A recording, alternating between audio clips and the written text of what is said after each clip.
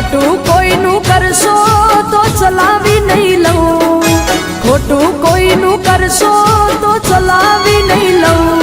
જો વળગું હું તો માતા હવાર પડવાને નહીં દઉં.